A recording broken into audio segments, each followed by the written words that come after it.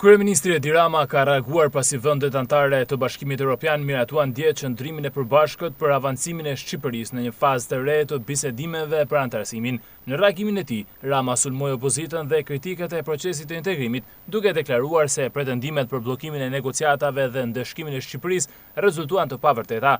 Kryeministri theksoi se me 26 maj në Bruksel konferenca ndërqeveritare Shqipëri-BE do të vullos me sukses fazën hyrëse dhe do të çelë fazën përmbyllëse të negociatave të anëtarësimit. Than negociatat u bllokuan, than Shqipëria u ndëshkua, than Europa u zua dhe narkoregjimi u zbulua, u lëshuan rrugëve me molotov për ta djegur Shqipërinë në sytë të huajve, u lëshuan nëpër Europë me thas, balte e llumi për ta zgarravitur Shqipërinë në sytë të huajve, u gënjyen si gjithnjë nga mendja e tyre dhe gënjyen edhe ata gjithnjë e me të paktë që shkojnë me atë mendje. Humbën përsëri dhe Shqipëria përsëri fitoi.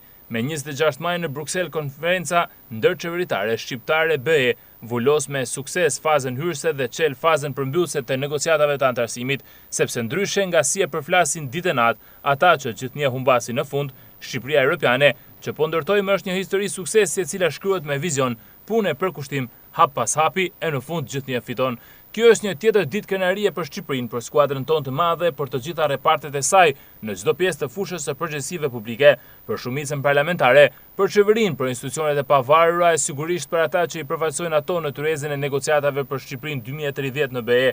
Urime të gjithëve mbi të gjitha faleminderit çdo shqiptari e shqiptareje që na beson e na mbështet në rrugën e këtij misioni historik. Forca Shqipëria, shkroi Rama.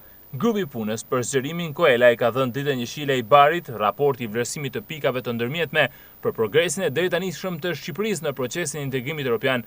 27 vendet anëtare të Bashkimit Evropian kanë rënë dakord për një draft të përbashkët, i cili pritet të kalojë në Koreper, mbledhja e ambasadorëve të vendeve anëtare të Bashkimit Evropian. Vendet anëtare në këtë grup arritën të dakordsonin pas gati 3 muajsh një qëndrim të përbashkët për Shqipërinë, dokument që ka pësuar ndryshime të shumta gjatë kësaj periudhe, krahasuar me variantin fillestar të propozuar nga Komisioni Evropian.